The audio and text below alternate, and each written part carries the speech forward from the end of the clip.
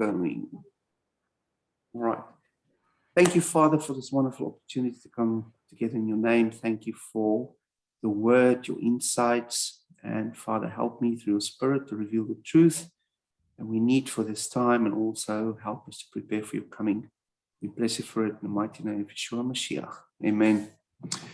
All right, so let's get into it. We're very excited. We're in Parashah Ki Tavo. Now, quickly, I just want to comment on the Hebrew letters. Now, if you can remember, when we had Tizei, it was a similar word. The only difference is that the Bet Vav that you see now, which are blue letters, there was a Zion in there. So Tizei is Taf Zion Aleph, and Ki Tavo is Taf Bet Vav Aleph. So we're going to look at the comparison between those two, comparing these two words, just because it's fun to do that.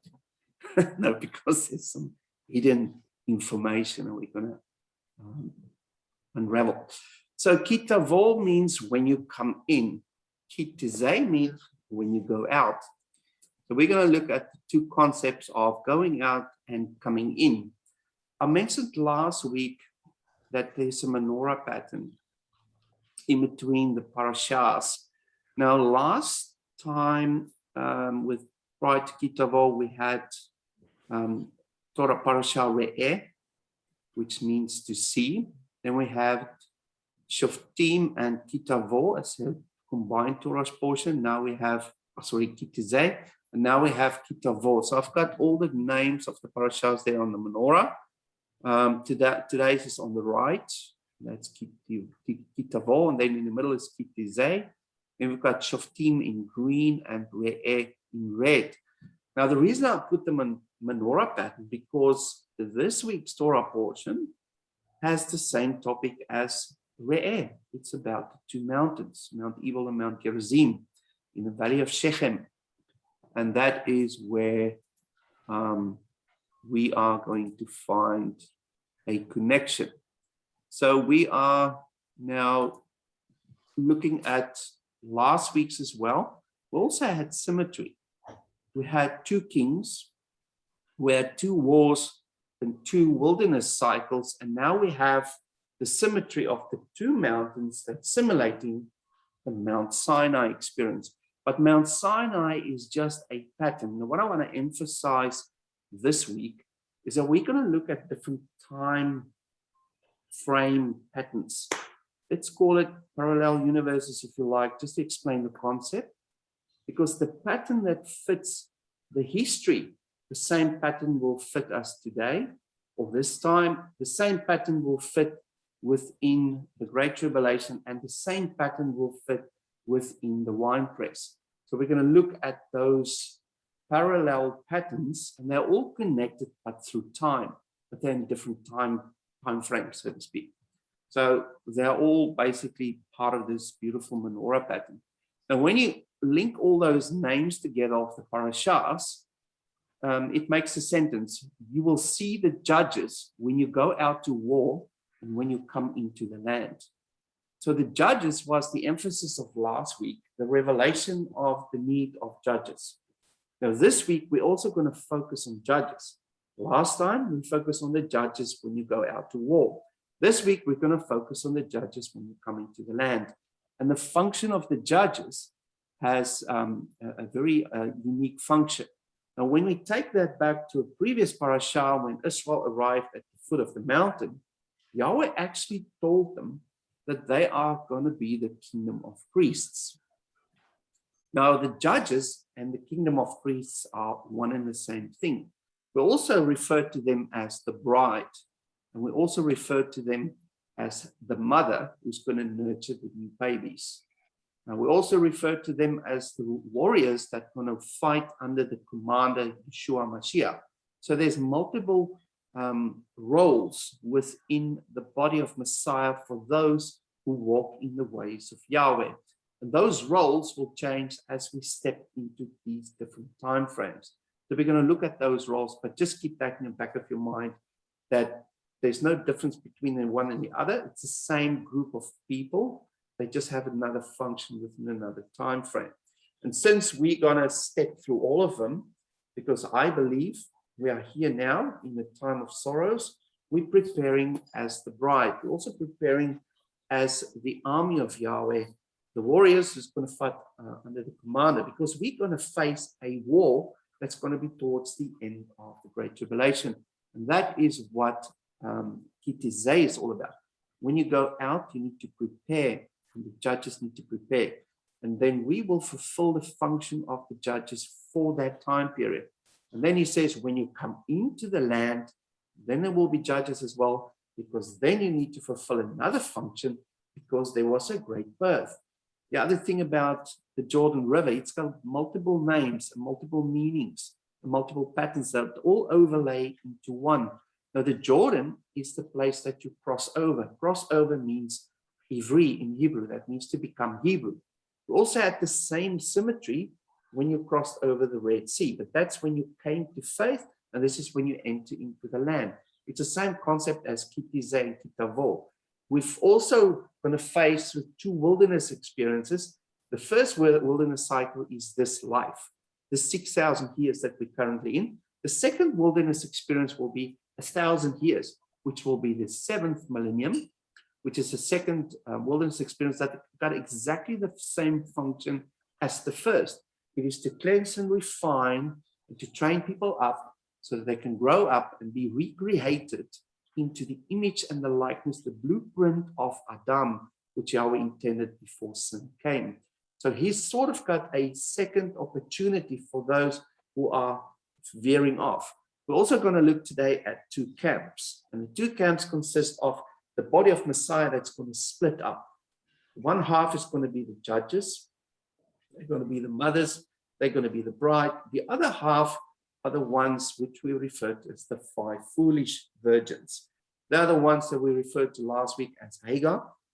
That's going to go through the second wilderness experience. She's been expelled. She was in covenant with Abraham, and she was separated because of the fact that she was not the beloved. And the bride is, or the body of Messiah is also going to split, because part of the body is not going to be part of the beloved because they're not preparing us the bride. That's the 5 foolish ones. Now, the wise ones are the kingdom of priests, the priesthood, the judges, the mothers, and also the warriors. That then will have functions to fulfill. Now, this parashah is for us to show us what will be the functions that we are currently being trained in this life for the next phase. And when you're in the next phase, you'll train up for the one following that. So the first phase will climax with a war, that's Armageddon, and then we'll have another phase, which is the second wilderness, that will climax with another war, which is Gog and Magog. And then we prepare for the 8th millennium, which is the new cycle, the larger phase that will have the same pattern as this life. But you'll have a renewed body. We looked at what the renewed body might look like with the beryl concept.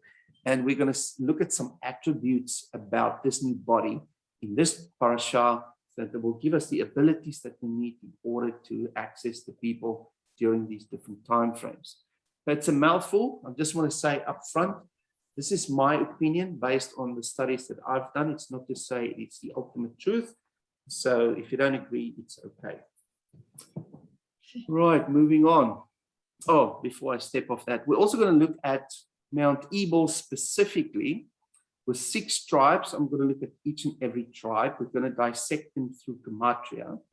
And we're going to also just look at the concept of the 12 curses that was spoken over the 6 tribes on the mountain, which is the bold mountain, the mountain that's associated with boldness, or Korach, the rebels. Mount Gerizim is the one with sword.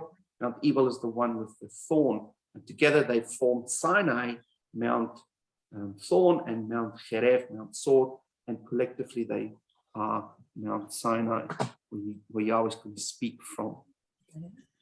Right, to recap, just one little thing here.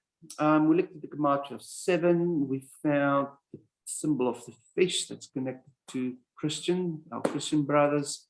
And unfortunately, you'll see there's not a lot of positives. Mostly bad things. They invent bad things, God of fortune, prosperity, they go astray, cause grief, perish, and all that. So I've got another visual I've inserted, a bit tongue-in-cheek, but I think it's very accurate. A bit later on regarding this, when we look at the 6 tribes at the end, where I will pull this information in there as well. Just within the land, Mount Gilead, we looked at that last time. I'm not going to go into detail there. It's all about Yahweh's people, covenant people, who are removed from the body, and they are the Hagar that we talked about earlier. To recap, just the time period that we're in the month of Elul. The month of Elul is the month of preparation before we step into the 7 festivals, the last, not the 7th, the last 3 festivals of the 7. And we will then go into the fulfillment of the last 3 feasts. And the last 3 festivals are all about what we're going to discuss today. We're going to basically prepare for what's coming, and we're going to prepare from the point of view of being a judge. So remember, a judge is not someone that expresses a verdict to force someone to go to hell or whatever you want to think about it. The judge is in the context of someone like Solomon, someone who guided and gave people wisdom and direction. It's just another name for a leader. And they also correct people and direct them in the right direction from the foundation of the Torah. That's the basic premise of a judge. So we in this month of Elul, prophetically, in the time where the judges are being prepared, where the bride is being prepared for that final 3 festivals to be fulfilled, that's associated with the second coming of Mashiach. All right, just a quick recap. Back in the mind, what's the purpose of a judge? We saw the cycle of sin. The purpose of the judge, which are the righteous judges, is to bring the people back to Torah. They are the ones who need to speak the word of Yahweh, to correct people and bring them back so they can remove any idol worship, any adultery, anything from their camp, from their household, so that they can receive the blessings of Yahweh again.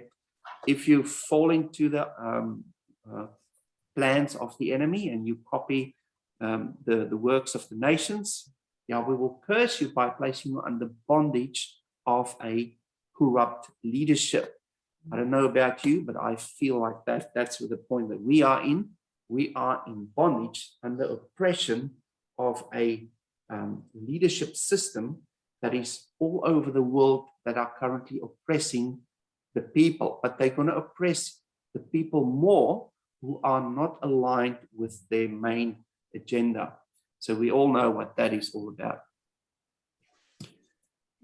Go out to war. I'm not going to say much about this. This is just the concept of Tizei, just to give us that concept. And that is the time period of the Great Tribulation that we need to prepare for. This slide, just a quick reminder on spiritual warfare. I just want to re-emphasize the importance of this concept. Just like Daniel revealed, or just like Yahweh revealed to Daniel, that he is fighting the battle in the spiritual, and it will manifest in the physical. In the same way, we will not have to fight this battle in the physical. All we have to do is repeat the words that Yahweh is revealing to us to speak into this realm, into the situation that we are currently in. So please take note of that. And the other thing that stood out last week is what Yahweh told Daniel is to be strong and not fear. So in this time, it's very relevant for us as well. All right, so starting with this week's Parashah, Deuteronomy 26, verse 1 to 2. It says, soon you will enter and take possession of the land that Yahweh your Elohim is giving you as your property. When you have settled there, take some of the first produce harvested from the fields in the land that Yahweh your Elohim is giving you and put it in a basket. Then go to the place where Yahweh your Elohim will choose for his name to live. Now, this whole idea is about bringing fruit in a basket. Now, if you just think about it, fruit is all about the fall festivals. It's where the final festival is the fruit harvest. And this is basically preparing the way or giving us a reminder of what we are preparing for. We're preparing for that final feast of Sukkot. That's all about the fruit harvest. Shavuot is all about the wheat harvest, the wheat belly, the pregnant belly, and that's going to give birth during the time of the Jordan. And then the fruit that's going to come out of it is the offspring. That is a result of this great birth, or this great war, or this great tribulation, whatever you want to refer to it. Now, what we saw in Tizei, Ki Tavo that I mentioned up front is exactly the same phrase, but you see the inside is different. Between the Aleph Taf, we have a Bet Vav, and between the Aleph Taf with Ki Tizei, we have the letter Zion. The Zion is associated with the sword. It's associated with the previous one. When you go out to war, you need the sword. When you come into the land, you've got the Bet Vav. The Bet Vav is about household and people, and the people that form part of the household who came into the promised land and who was born as a result of the great birth or the great tribulation. Now, those are the fruit that need to be presented to Yahweh, your Elohim, who brought you out of the land. The other thing about this time period is that we are going to change the sword, exchange that for a bet and a vav. So what does that mean in a prophetic sense? To make sense of that, we read in Isaiah 2 verse 4, where it says, "And he shall judge among the nations, and shall rebuke many people, and they shall beat their swords into plowshares, and their spears into pruning hooks. Nation shall not lift up the sword against nation, neither shall they learn war anymore." So we see that we're stepping out of the great tribulation, climaxing with the great war, which is Armageddon. Now you lay down the sword and you change it into an implement of farming that's used for farming, and that is the 1,000-year peace period. There will be no more war. That means there's peace. And then he said, "And he shall judge among the nations." How will he judge among the nations? With raising up judges. And they will then reign over these people who lay down their swords, who are now working in the land in order to produce fruit, and then bring it to Yahweh, their Elohim. And when we read Zechariah 14, it talks about when you go to the Feast of Sukkot, you need to go up, bring your offering. If you don't do that, it won't rain in your land. So what things did you think they brought to Jerusalem? It's their fruit basket. It explicitly mentioned the Feast of Sukkot, and that's always bringing fruit. So these things coincide and confirm one another. The other thing that's interesting here is the concept of the peace that will be there. That is also resonated in Revelation 20, verse 1 to 5, that says, "And I saw an angel coming down from heaven, holding the key of the bottomless pit and a large chain in his hand. And he overpowered the serpent." That's the context of Daniel and the commander fighting in the spiritual. They overpowered the Nachash, the ancient snake named Devil and Satan, and the angel chained up the serpent for 1,000 years. So that's the time there won't be any war.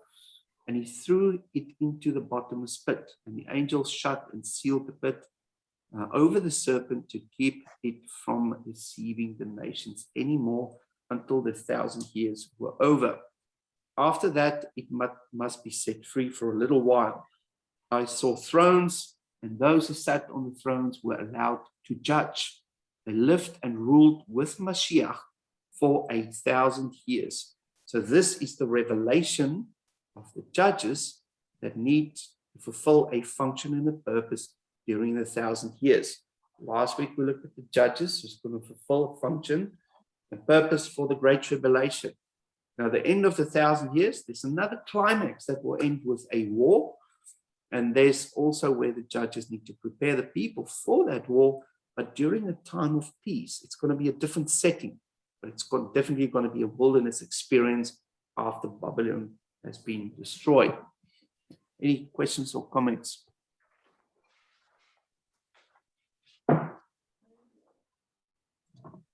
Right. Oh, where am I? There you go. All right, so what I've already said all of that. The concept of the Beit Vav, as you can see, it is within the Aleph Tav. But the Aleph Tav you read from left to right. So that means Mashiach came into the physical, and within his arms, or within his hands, or within him is the Beit Vav, the people who came out of that great tribulation, who are now coming into the promised land. They are basically symbolized by those letters. The two letters on the left, the Kaf and the Yod, they both mean hand. Kaf means normal hand, the Yod is spiritual hand. It's the hands of the judges and the spirit that anoint the judges that work alongside the Aleph Tav in order to bring the Vav into the Bet, the people into the household. And that also happened during the Great Tribulation. It's also going to happen during the winepress, the 1,000-year peace period. Bet Vav is the word bo, that means to come in, to enter, to fall upon, to shine light upon. So it's about a time of revelation. People will no longer believe the lie because the lie is no longer confirmed. And a lot of people will fall away from their faith. Other people will come and grab you on your titi and say, teach us about Yahweh, your Elohim, the God that you serve. What's interesting about the letter Bo, it's got the gematria of number 8. That means new beginnings and life. Also associated through the gematria to the following words: desire, longing, be willing, consent, fearing, be anxious, be careful, be concerned, at that time, entrance, coming in, entering, and then move gently, glide over, nipple, breast, love, and to love. Now, I thought about this when I meditated on these words in relation to the Great Tribulation, which is called the Great Birth. And if you think about it, when we look at the acronym of Elul, it's I'm my beloved and my beloved's mine. It's all about the bride and the groom coming together and their wedding night. And that's where the desire, the longing for the willing and to give consent for the wedding night. And as a result of that, she was impregnated and became pregnant. And then you see the end of that period, which was the birth.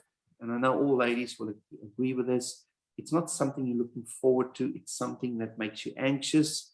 You have to be careful, make sure what you do during your pregnancy.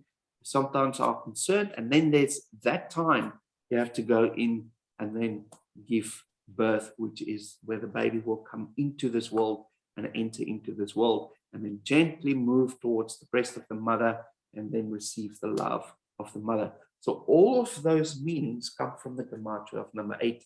That's associated with new life and new beginnings and the new birth.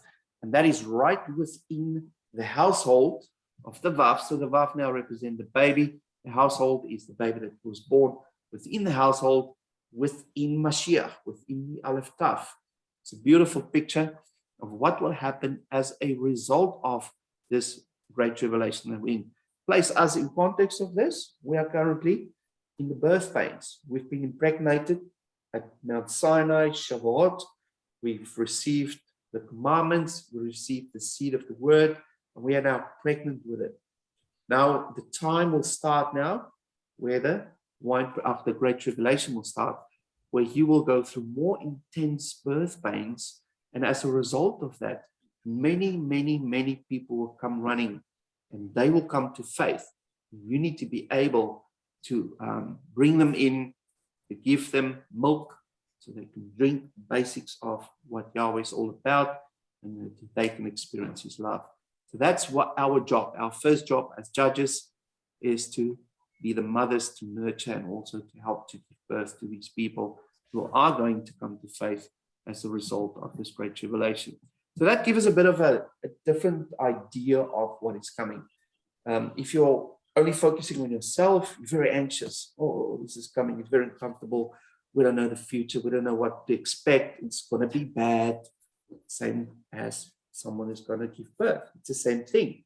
But think about what will be beyond the birth. New life. That's something to look forward to. So if we focus on the end goal, not on the birth pains and the birth itself, it's not that bad. We will come through it. And the Aleph Tav is around us. His arms is all around us. We are in him during this time. He's not leaving us alone.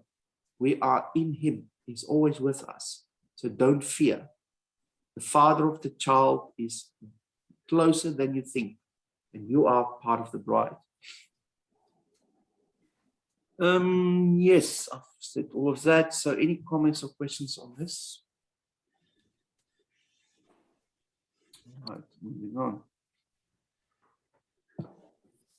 So this one I call the great birth, the great separation, and the great eclipse.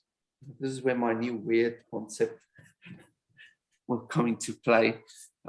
It's just to meditate on the idea of when you come into the promised land. I think I said it last week as well. If you come into the promised land as someone who hasn't been recreated, you'll experience the promised land different to someone who has been recreated.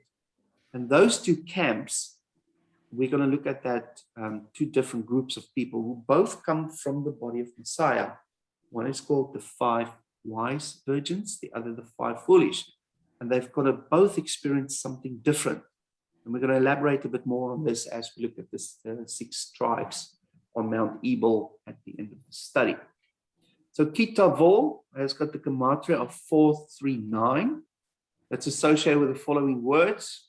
Elohim destroys, and of course that's to do with the destruction of the kingdom of Babylon in context of the Jordan that you just crossed.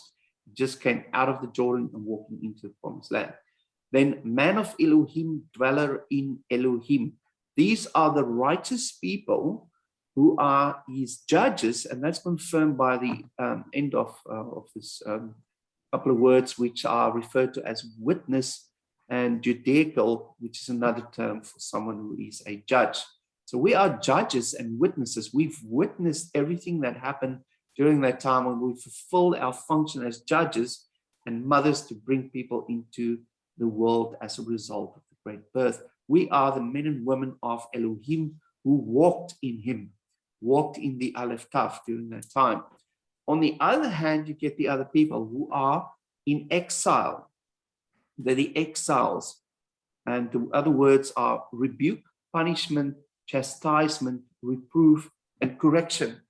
Now, when I read those words, immediately I thought about Paul, what he said, where he said in 2 Timothy 3:16, the Torah is profitable for teaching, for reproof, for correction, and instruction in righteousness.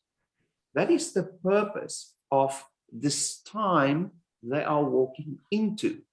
Remember, we're coming now out of the Great Tribulation. We're stepping into the time period of the winepress, into the time period of peace. But it is a wilderness experience. And the people Yahweh is talking to here is the other half of the camp called Hagar. I'll call them the lost bride. Those who lost their way throughout their walk by being deceived by the Nachash, and they followed religion instead of Torah. They are the ones that Yahweh is speaking to as the exiles, and they will receive correction, reproof, and they need to be turned back to Torah. So guess what is the function of the judges in the the winepress? They are going to teach people about the Torah. In the beginning, when they went through the Great Tribulation, they gave milk to the people. That's just gospel message, basic. So during the 1,000 years, they will do their Torah portion every week.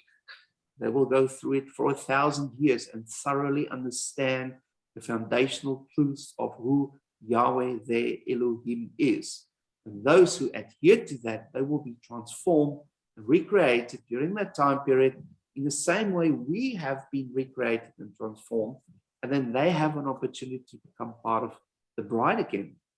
Those who rebel against it, they will basically receive reproof and chastisement in the next cycle, which is the 8th millennium, which we read about in the book of Revelation.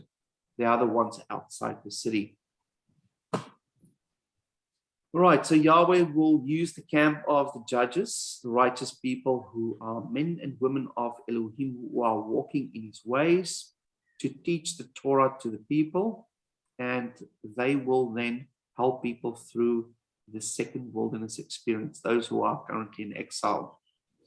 Now, in the body of Messiah, there is going to be a division. There's actually a division already taking place during the time of the birth pains. A lot of people renounce their faith in Christianity because they say it's a lie. I don't believe it anymore. Other people even believe stronger in the lie of, I'm going to be raptured, I'm going to have this and have that, and whatever prosperity things they hang on to. And those things won't come to pass. They will be disappointed, and they will find themselves devastated in this wilderness after the final war of the Great Tribulation. So imagine what state they will be in after that experience as they step into the promised land as the lost bride. The other side of the camp, they will walk into the promised land, but experience it in a different way. So my idea that I want to share is what I built on last week, is that we are already in a process where the physical and the spiritual is overlapping. They are eclipsing. And we feel the effect of it, because that's what war is all about. That's what the opposer is all about, is when the good energy from Yahweh, the righteous energy, the righteousness and truth is now mixing in or overlapping darkness. And some of these things come to light, and it causes friction and opposition amongst people. And Revelation talk about there will be separation as a result of it. You'll have sheep on the one side, goats on the other. And it's because the two realms now overlap, where light is shining into darkness. And this world is filled with darkness, but there's glimpses of light starting to appear. People are calling out. Remember the cycle of sin, of judges. When they are oppressed, what do? Those who knew Yahweh before will repent and call on his name again. And then we, as his judges, need to go out and help those people to come back into the household before we step into the Great Tribulation. So that's our task. And in order to prepare ourselves, we need to study the Word. We need to go through the Word to have the foundational truth in order to help people coming into faith. It's not as quick as pray the prayer, get Jesus in your heart, and you'll be fine. It's not about that. It's understand Yahweh, your Elohim. It's understanding his plan, understanding his Moedim, understanding the purpose of the Sabbath, understanding the concept of the commandments. And we're going to look a bit more in detail in a moment. So what will it be like for someone who is part of the lost bride stepping into the promised land? That's Ki Tavo, when you come into the promised land. They will still be in a physical state. They will still be in a state of bondage of the flesh, and they will be in bondage under time. So they will experience a physical realm experience where you will grow old and you will experience all the dynamics that you experience in this life, but in a prolonged period over 1,000 years. I don't know whether people will live 1,000 years or there's going to be multiple generations over 1,000-year period of time. But if you look at the pattern, where in the beginning people live for 1,000 years, I think at the end people will live for 1,000 years as well. He will make it possible. So the people that will be witnesses of the Great Tribulation period can teach the multiple generations that will come through 1,000-year period to teach them the real-time information or the evident information that they experienced in their lives. So that is stepping into the promised land from a lost bride perspective. Now, the other camp, who are the righteous judges, those who dwell in Elohim, if they step into the promised land, they will have renewed bodies. Now, last time we looked at the concept of a renewed body, and you have different laws that apply to you, and certain laws don't apply to you anymore regarding laws of nature, laws of science. And we read about that in the New Testament, where Yeshua, when he was resurrected, he could walk through a wall. He could stand here and then translate and appear somewhere else immediately. He could step in and out of time, in and out of space, from one place to another. And we read about that in Acts with Philip as well. So what this means is that the judges who will receive renewed bodies will sort of step into the promised land, but in the 8th millennium time frame. They will experience all the benefits of the 8th millennium of the kingdom and all the benefits of a renewed body, but they will also be able to translate down back into the physical, where they can interact with the people of the lost bride and the nations, the mixed multitude entrapped in the winepress. And that will give them the ability and the means to judge and to coach those people during that time, so that they can be renewed and be elevated to an elevated state towards the end of that period and be ready for the 8th millennium cycle to start. So that's basically the purpose of the judges and their ability to fulfill the tasks of teachers of Torah and guiding people during the second wilderness cycle. Any questions or comments on that? Say something. Someone. I have something to ask. I'm confused by the fact that the Christians are going to be the ones sought after. Now, if they're different from the Torah keepers, do you know what I mean? Even in that, yeah. Like you know how you've got the Christians who, and that's all modeled on the Babylonian stuff. And so the true path is Torah. It's the Christians who are going to be gone after and persecuted. That does my head in. So they won't be persecuted. They need the help of the judges because they haven't been renewed. They haven't been elevated to a higher state to connect to Yahweh in a spiritual form. Because you can only stand in front of Yahweh if you've been translated to his image and his likeness.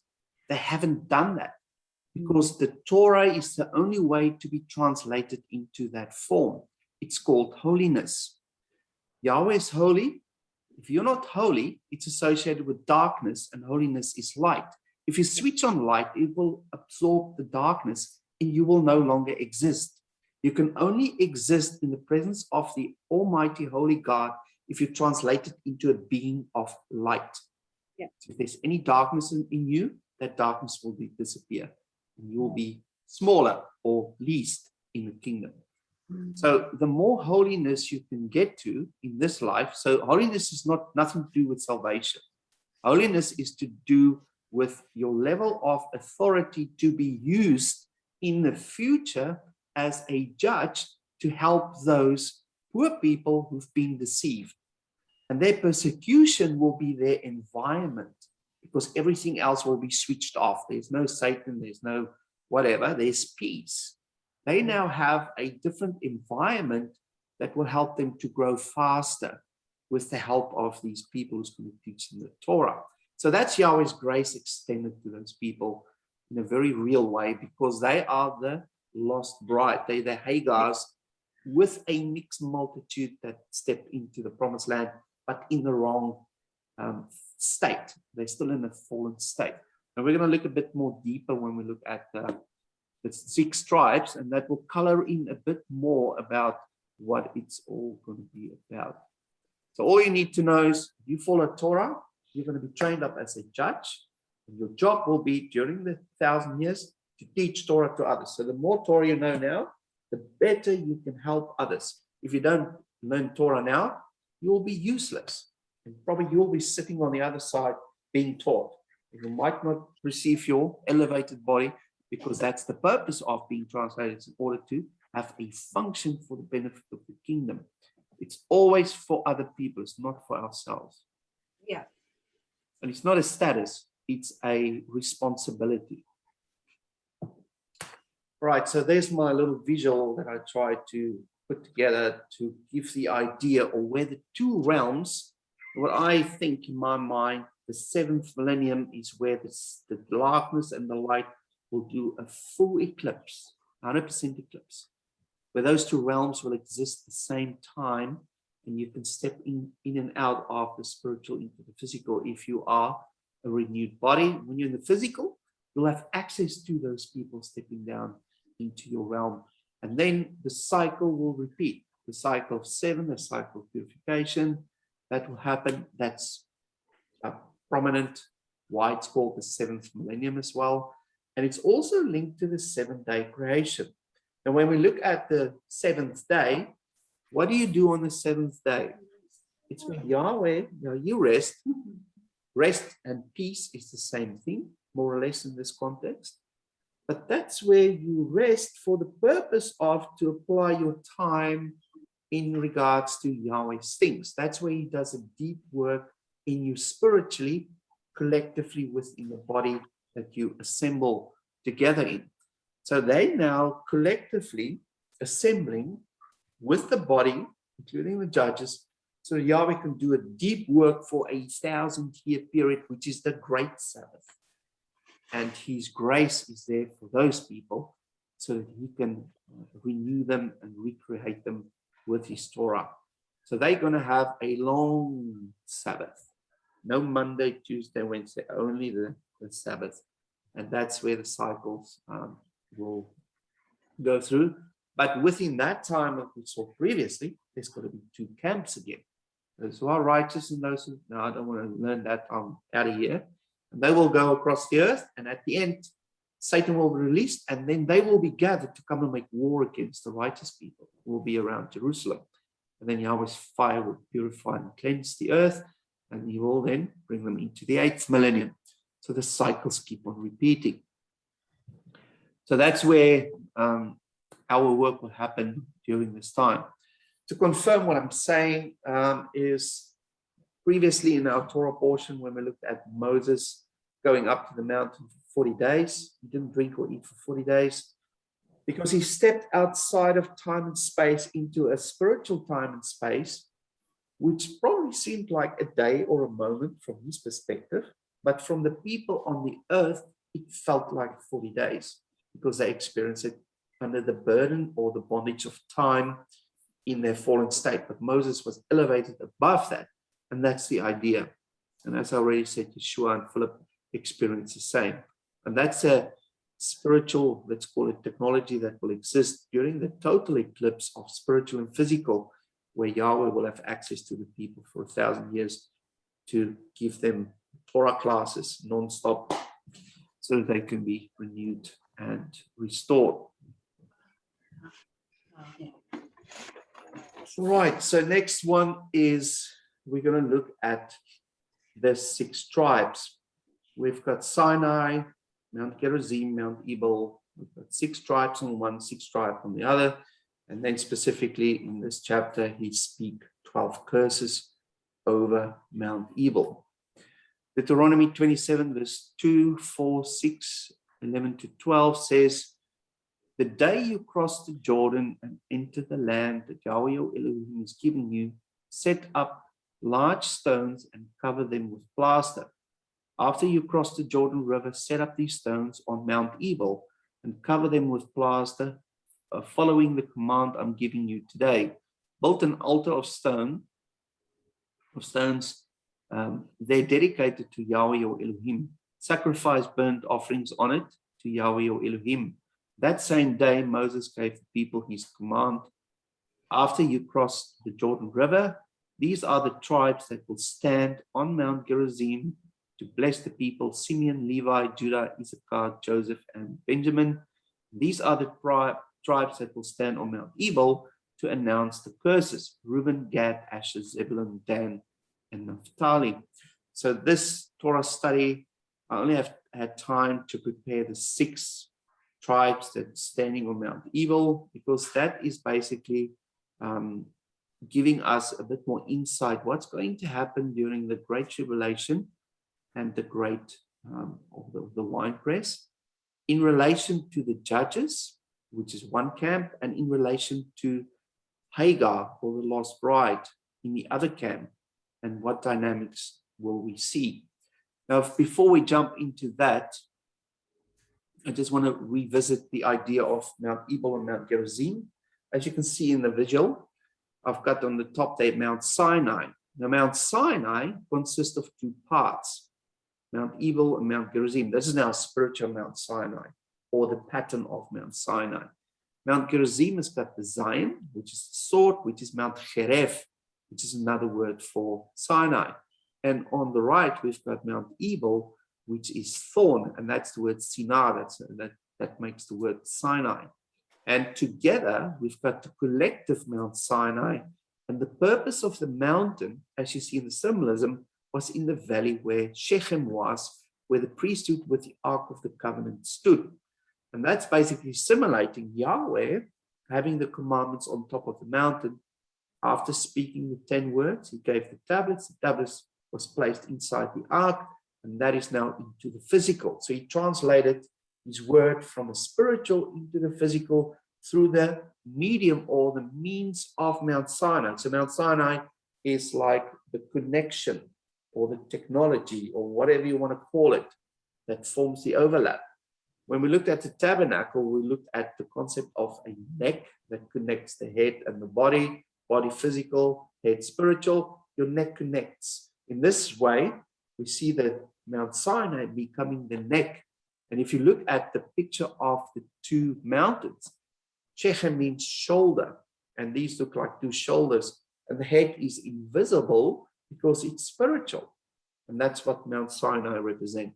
Beautiful picture of Yahweh standing in front of, speaking to us. When he overlapped with the physical, then he spoke. We're going to see the same pattern repeating during the Great Tribulation as well as during the winepress. On this mountain, Yahweh spoke 12 curses over the 6 tribes. Now, the gematria of number 12 is lust, desire, greedy. Then we have riverbank, fish, sign, mark, and mountain. Can you already see something there? We've got a riverbank that just crossed the Jordan. We've got a fish that's normally associated with the river. Fish is also associated with number 7, which we looked at, the tribe of Gad, that represent Christians in Mount Gilead. There's a sign of 2 stones that's been marked with the commandments, and they placed it on a mountain called Mount Ebal.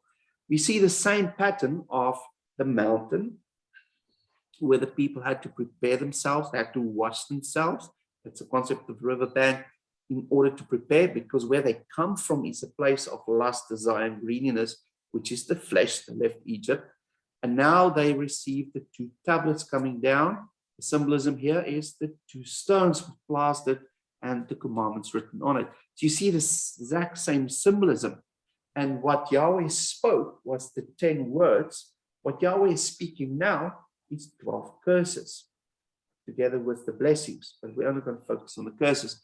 We see the same pattern of Yahweh speaking from a mountain, from a spiritual into a physical context or dimension, in order to bring people back to him, to restore them.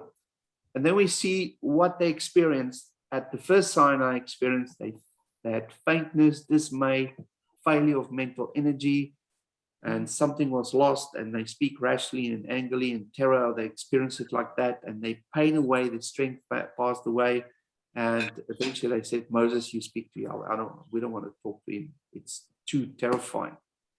Now, in the context of people coming out of the Great Tribulation, they've just been shaken up by that massive experience of the cycles of 7 plagues, one after another, where Babylon was destroyed and they are shaken to the core. And now Yahweh will speak to them again, but this time during the time of the winepress. They'll have a similar experience. And as a result of that, just like with Moses, the people followed him, they listened, they adhered to him. Just in the same way, the judges will be like a Moses and guide the people through the wilderness, also during the winepress. And as a result of that, they will multiply, they will be like sheep following the shepherd, they will become echad, or one, and they will receive the love of Yahweh, and they will be glad. So that's the meaning of number 12. And it basically repeats the whole idea of the mountain experience, and Yahweh speaking and everything associated with that. So that's a beautiful picture of the winepress experience versus the Sinai experience and how the two connects. Also from here, what we see is the idea of a future speaking of Yahweh, but one step back prior to this, and that's during the Great Tribulation. It mentioned in Revelation 10, verse 1 to 7, the 7 thunders. Now, the 7 thunders were words spoken that John was not allowed to write up. Now, these 7 thunders are similar to the 10 words and are similar to the 12 curses. So they are of the same pattern, but in different time frame, for different purposes, for different audiences. Now, the 7 thunders are specifically spoken to the covenant people who went astray so that they will come in. In context of that, it gives us a hint of what the 7 thunders might have been. If you just think about the patterns connecting, you've got 10 commandments, 7 thunders. So there might be 7 of the 10 commandments that Yahweh's repeating to the lost bride, so that they will come to faith before the first great war, so that they can be part of his judges, part of his bride, and be translated and receive renewed bodies. So this 7 thunders is a very critical time frame to bring more judges into the household, so that they have more, so he has more people during the winepress to work with the people. Those who do not listen to that, some of them will fall away. We'll see that in some of these words, and others will be renewed and be used as judges in the winepress as well. Yahweh will then multiply the flock during the Great Tribulation. The same way will multiply the flock during the winepress, using his good shepherds or the judges to help them to serve Yahweh, the Elohim. That's what the offerings are all about. Any comments or questions on that? Just thinking of when you're talking about the 7 thunders, it could be 7 commandments. Just thinking of the Noahides, there are 7 as well, the Noahide laws. Oh, yeah. That's right. Now, they're very basic foundational laws that is very important as a first step, so to speak. Yes. With the Torah gives you a bit more insight into the more detail. It's more about learning the character and the nuances, and then getting trained up to have a higher responsibility or a greater responsibility as your holiness are elevated. Yeah. So with the Noahides, they would be it's a antithesis of the 7 thunders, in a sense, perhaps. They're counterfeiting. Yeah, they're of the same kind or the same pattern, and for the same purpose. Yeah. All right, so moving on. Just quickly want to step back into last week's Torah portion when we looked at Hagar, which is the Hagarites, which is Hagari. It means my Hagar, if you translate it like that. And that's basically Yahweh extending a hand again to Hagar, because she was once part of the covenant. She was a covenant bride and she went astray, and he wanted to extend a hand to bring him back. We see that through symbolism with Gomer as well. All the trouble Yahweh went through to restore the lost. So I'm not going to go into this. The one thing I want to emphasize, and when we looked at the gematria of month, which is a cycle, it's the gematria of 218, where my Hagar was found. And that is basically what I symbolized through the picture with the cycle. And what's interesting, it's the month cycle. And this might give us an idea of why there's a monthly cycle within the cycle of the women. It is to be a reminder of Hagar that was lost, that she can still come in. Yahweh hasn't forgotten her. He will still bless her regardless. Even though she goes through pain and goes through cycles of pain, he will still extend a hand and elevate her back to him if she turned back and cry out to him. So that is a beautiful picture of Yahweh's grace. So let's continue with our tribes. Let's see where I am at. I've already said all of this.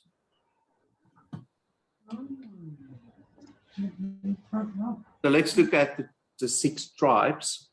They found in Deuteronomy 27 verse 13. These are the tribes that will stand on Mount Ebal to announce the curses: Reuben, Gad, Asher, Zebulun, Dan, and Naphtali. Now, I've shuffled them a bit to try and form a storyline or a progression of, elevation or whatever it might be. There's also a layer of highlighting nuances and differences within the people. But the main emphasis of this is Yahweh's covenant people who went astray because of religion. They became the lost bride or Hagar, and they are going to experience this second wilderness experience. And they are expressed through Reuben, Gad, Asher, Zebulun, Dan, and Naphtali in the meaning of their names as well as the gematria of their names. And you'll see what I mean when I go through them.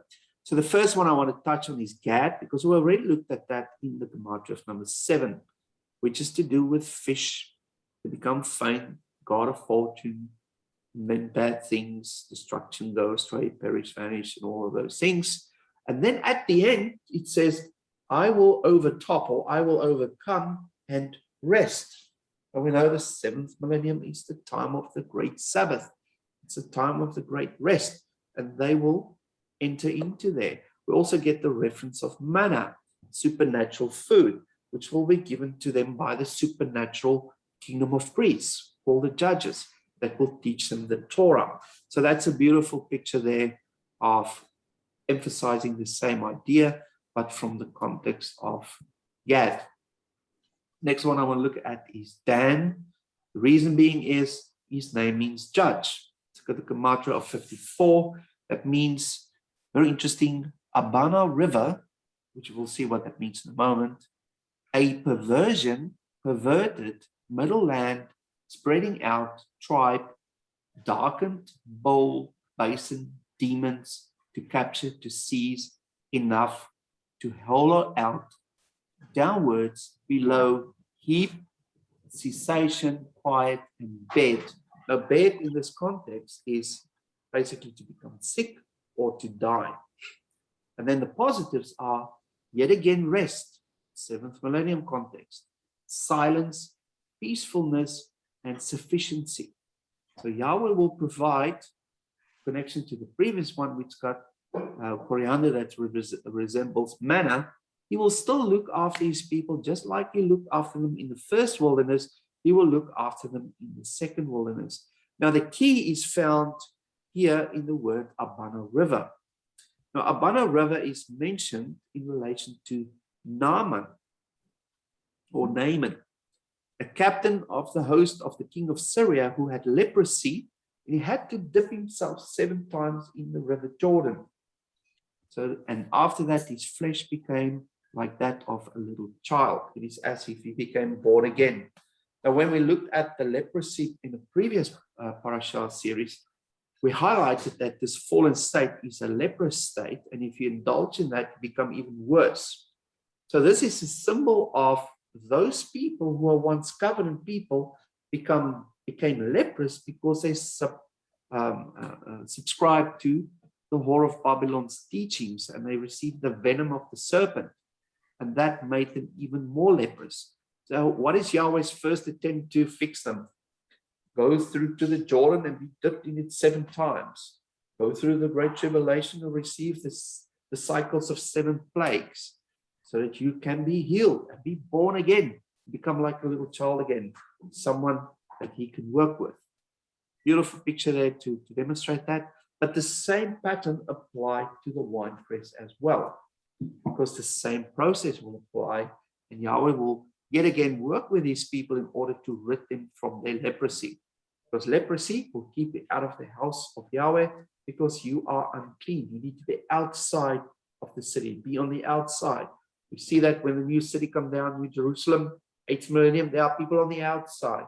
They're still in a leprous state. They're still in a physical fallen state. And those on the inside, they're in a spiritual state, and they experience the spiritual realm. While those on the outside are still bound by time, bound by fleshiness, and bound by their leprous state. You can see the connection in the 8th millennium.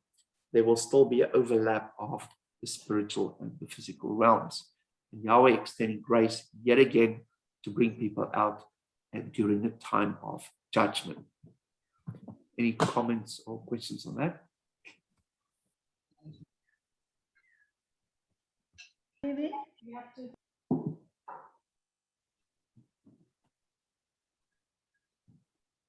All right, let's look at the next 2. Naphtali means my wrestling, Gematria 570. That means my wrestling, 10, to reason out, arrogance, to be wrong, vile, and offensive, and wickedness. Now, we spoke about this, I think, 2 or 3 weeks ago, where we had the end goal, which is the promises. You have to do the commandments to reach the outcome of the or the consequence of doing the commandments, but they want to sidestep it and find a way around it, so they don't have to do the 10 commandments, but get the benefit of the blessing. So that's the teaching of prosperity. So we see that same language here. They had a wrestling with the commandments, and they tried to reason their way out of it. And through their arrogance, they tried to grab the blessing. And that is wrong, vile, offensive to Yahweh, and from his point of view, seen as wickedness. As a result of that, we get the same language which we saw in the time of judgment: storm, dread, shiver, to be very afraid, to be stretched out, to blow sound, blast, sound of a trumpet, to split open. That's language that we found at Mount Sinai, also language that you find during the Great Tribulation with the 7 trumpets. Then removed, shaken, rattling, and then unit of measure is another way to weigh or to judge. And then we get the word bed again, which some people might get sick and others might die. And then we get the positives. Those who are bold will advance. They will enter through a gate and cross the threshold, be anointed, become powerful, and become part of the kingdom as a queen or a bride, to reign with the council members of Yahweh, being part of his watchtower, those who oversee those within the wilderness experience and experience the pleasantness. So this is basically more focusing on the Great Tribulation, and those who adhere to his word and repent will enter through the gate, cross the threshold. Yahweh will gather them, they will receive renewed bodies and take part in the wedding, while the others will be still in a fleshly form and an untranslated leprous state. So this is a beautiful picture to show that even those who are currently against Torah, they still have a chance during the Great Tribulation to become part of the bride and experience the wedding feast, while the others experience the great winepress. Then Asher, happiness, blessedness. Gematria of 501. That means terrible, gall, venom, poisonous, bitter, leaven, flesh, body. What I see in there is the serpent all over it. His venom of false teachings, mixing lies and truth, fleshiness and bitterness, and it's like gall. It's not sweet like the Torah. As a result of that, they're very loose. They don't adhere to anything because they are free. They can do whatever they want because of grace. They like prostituting themselves out, mingling with things in this world. They become reckless and extravagant through their prosperity teachings, and they partake in unclean things. Then as a result of that, there's a slumber and a sleep that will cause them to be left behind. Now that's a term that's used by people. If you don't believe in the rapture, you'll be left behind. But if we read this in context of the 5 foolish virgins who fell asleep, they were left behind, and they came knocking when the wedding feast was on, and he said, "Go away, I don't know you." So that's what left behind means, is you're not part of the wedding. You are outside, and that's where the time frame thing come in. So when you step into the promised land in a fallen state, you'll knock on the door, you won't enter through the gate, you haven't stepped over the threshold, and you won't engage in the wedding.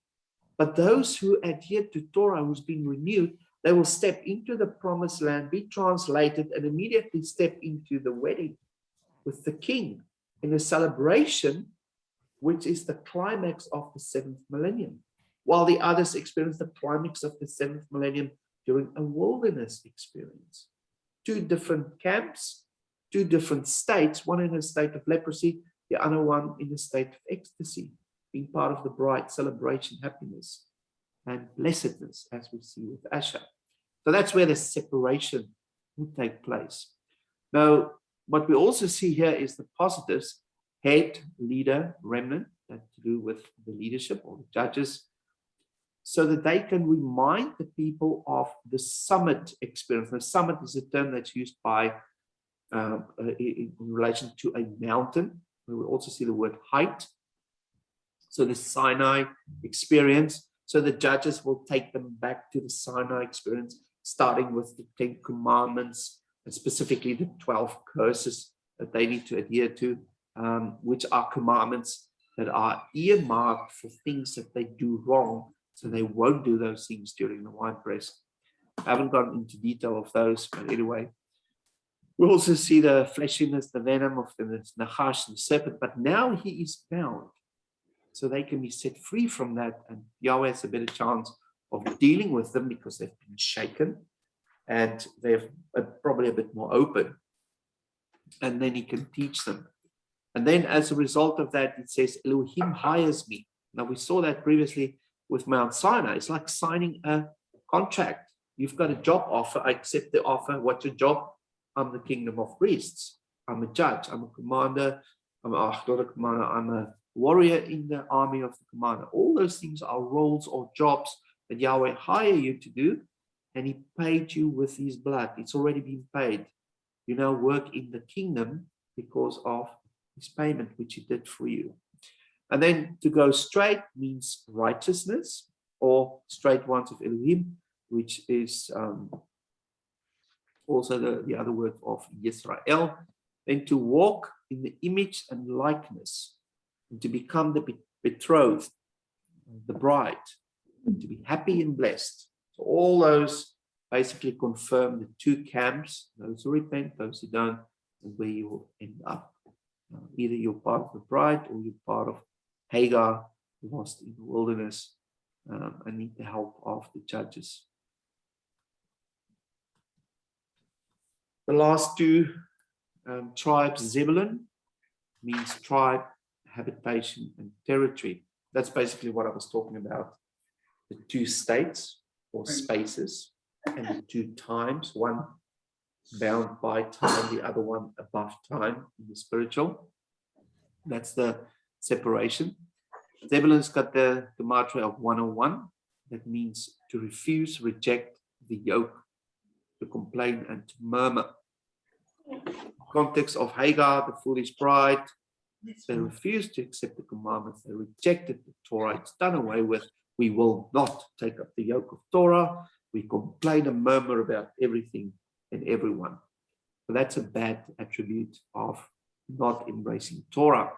And then we get the language that's associated with a judgment process or a refinement process. To roar, that's the sound of a lion. To vomit up, to despise terrors, urgency, pressure, burden, and to press. That language associated with the church of Laodicea. He will vomit them out. They're neither hot or cold. And then they will go through this period of time. The church of Laodicea is basically the last generation representation of the condition of the bride of Mashiach, which could cut two camps that I mentioned. And Yahweh is not impressed with half of them, which are the 5 foolish virgins. So what we also see is the urge, weak, feeble, drowsiness, which is to do with sleep, crowds, so they gather together, they fast asleep, they are weak. And then Yahweh will send his messengers to command, to give charge, so that they can come out of her and exit the system. And then they can reach out to them and bring everything to an end. And they can come in before the end. And then they will access the storehouse and the barn of Yahweh's provision and be exalted to see Yahweh, their king, and be translated into royalty, into the office of his working in the kingdom. And they will be like Elohim, ruling the nations. So we see all of those meanings still confirming the 2 camps and the same idea, but just from a different point of view. And the last one, Reuben, is the one with the most positive meanings. So I left this one for last. It means to see the sun. The Gematria of 259, that means other, and then all positive from there. To keep, to guard, to maintain, to reserve. Then we get the concept of the neck that connects the head and the body, the spiritual and the physical. We get the throat where the vocal cords are, the restoration of the pay, that's the purpose of Pesach, and that engages you to speak, which is shoftim, shafat, it's got letter pay, which judges to speak. The job is to speak the word of Yahweh, to teach Torah. We see that in the word neck and throat. Then behold the Son of Man, the Mashiach. And then my brother is exalted. That's people saying that from a physical perspective. They see people being elevated. My brother is exalted, but I'm not. I'm still in a fallen state. And then my Lord is righteousness, or is righteous. That's basically can refer to a judge, someone who's now being regarded as righteous, as a superior, or it can also refer to as Mashiach, the Lord of Lords, who is the one who is righteous, the king over the judges, or the king over the kings, who will rule over the winepress. Beautiful picture of those who keep and guard, maintain the Torah, and equipping themselves to become the royal priesthood of Yahweh, to be used during the Great Tribulation, also to be used during the here winepress, all for the benefit of those who are lost, those who are entrapped, those who are deceived, those who believe the lie, and even those who haven't heard properly, who are just born into a culture who is atypical religion. They're just good people who didn't know. Yahweh will bring them all in and give them opportunity, actually 2 opportunities, in order to refine themselves, to recreate them.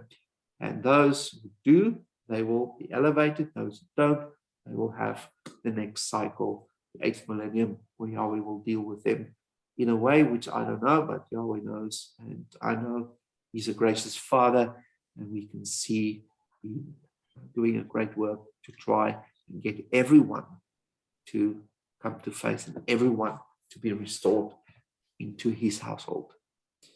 And so that's all I have for you guys today. Any comments or questions?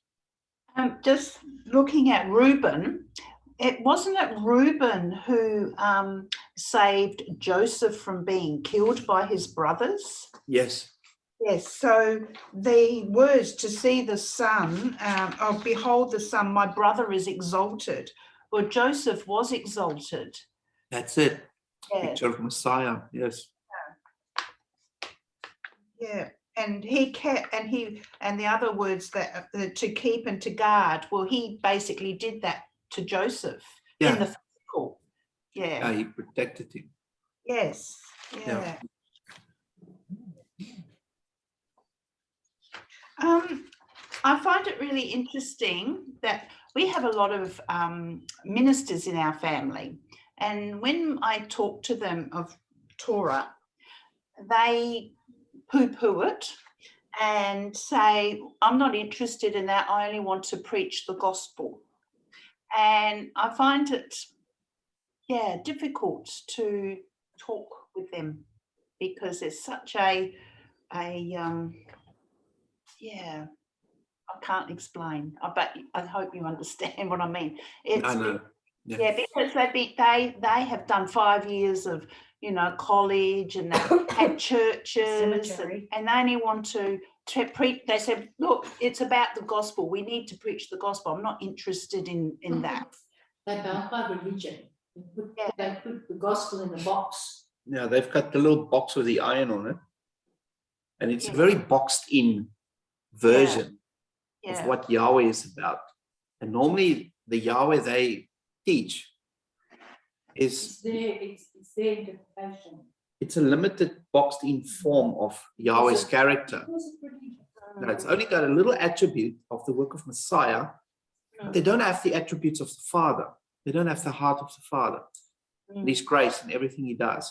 But the most important thing that they miss is the preparation period. Now, as I said it every time, I'll say it again, a feast is more about the preparation than the feast itself. If you haven't prepared for the feast, you can't celebrate it. Now, there are feasts coming during the fall festival that are all associated with the book of Revelation. Well, even the coming of the Messiah, but they don't prepare themselves. They're not prepared for the coming of Messiah and the revelation, the real revelation and the true revelation of Yeshua as the Mashiach. Not as Jesus Christ, the Lamb, but Mashiach as the commander of armies and the king. They don't know those attributes of him. They only see him as a shepherd, as a baby, as a humble servant, someone who died. They don't see him as the commander, the king, victorious, leading armies and destroying the enemy completely, and then as our beloved that we're going to become one with. They don't see that. They've got little glimpses, but they don't see the truth or the fullness of that. And that fullness is embedded within the Torah. You don't read it in the New Testament, unfortunately. And that's the emptiness or the lack of understanding. And because they don't have the foundation, they don't even comprehend that they have a problem. Yes. I heard someone once call cemetery. You know how they go to seminary? Yeah. I heard someone call it cemetery. Yeah, that's right. But they will have a bed, go and sleep. Yes. In the page before, Philip, where it talked about Naaman and that river. Yeah. That, Abana. Yes, that river. It's interesting. I think in that story, that king says, "Well, what's wrong with our rivers in Syria?" Yeah. So it's sort of a picture of, why can't we do it our way? Yeah. That taught, in answer to that. The minister saying we don't want to, what's wrong with our way? We've got, Yeah, they've got a little sponge that they use to tap you with. Yes. They don't wash you with the water, they tap you or sprinkle you. Yeah, it's a different baptism. Yeah. Yeah. Well, I've got a hidden message here. Can you see in the background here, I've got a blue figure that's associated with a fish. Ah, yeah. Can you see it, the fish head? This is a picture of a Catholic Behind priest. the words. It's also a picture of a priest of Dagon. Yes. Mm. Well, it's So interesting. the influence of false religion and false gods basically perverted Christianity through the Catholic Church. And that perversion is the venom of the Nachash. And if you look at one of the pictures within the Catholic Church, the inside of the building looked like the head of a serpent, which they preach from. So that's their platform, is the mouth of the Nachash speaking venom. And unfortunately, probably 95% of Christian denominations bow down to the Pope and kiss his hand. And they adhere to and subject to his authority. And that is opposite of Yahweh. 100%, 180-degree opposite. Interesting. So, Pope this week. Yeah, interestingly enough, just recently the Pope made a Public statement. sort of deriding the, well, particularly the Jews. He said the for Torah following the has. Torah. He said the Old Testament has no light. That was just this week. The Old Testament has no light and does not need to be followed. So actually, the timing with the curses that we've just read about is you know, right, spot on. it's real time. He's just called on a curse. Called a curse on himself and those who follow. Yeah. No, it's very sad. It is very sad.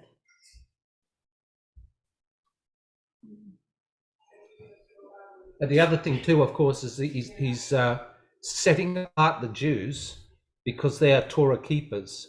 He's setting them up for persecution. Yeah. Well, that's And us as the Torah keepers as well. that spirit of Nahash, Dagon. Yeah. Yeah. So I'm excited. It's birth coming. New life. Yeah. And they will wake up and come running. We need to be ready. We need to get our foundation in place. And be connected to like-minded people and be prepared. So we can help those who have been lied to. Those who seek the truth. Especially when they don't get whipped away like they're all expecting. Yeah. Yeah.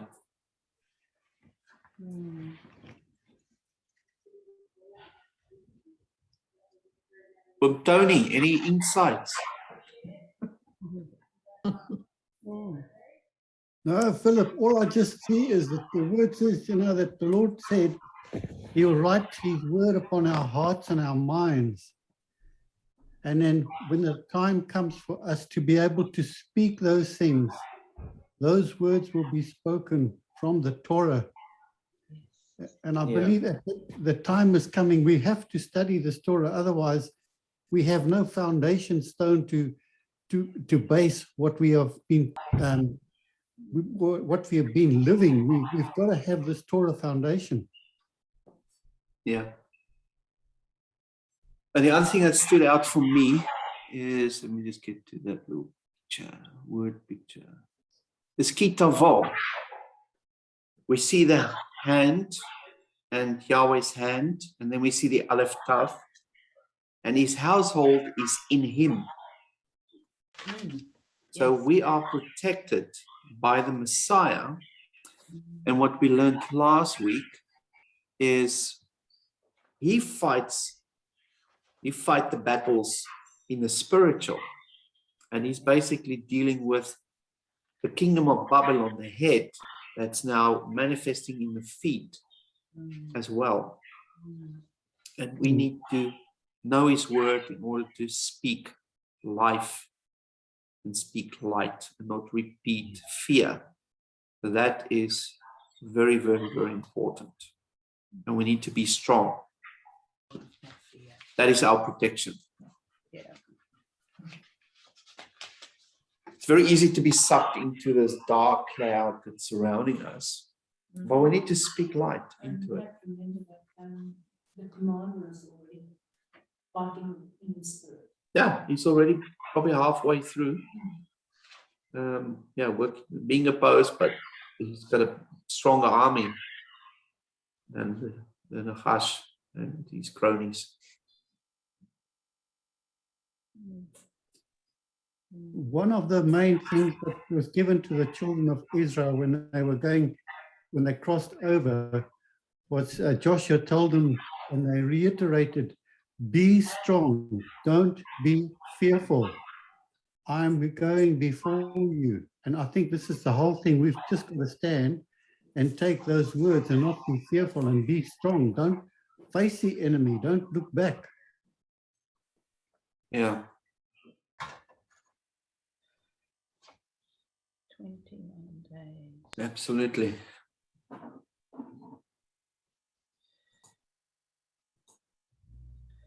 Any other comments? More questions? I have a personal request, Yeah. and that is that you will pray for us. Yep. Oh, is it recording? Oh, Yeah. Yeah, we can do this after. yes. So if there's no more comments, I can close in prayer and then we can continue our conversation.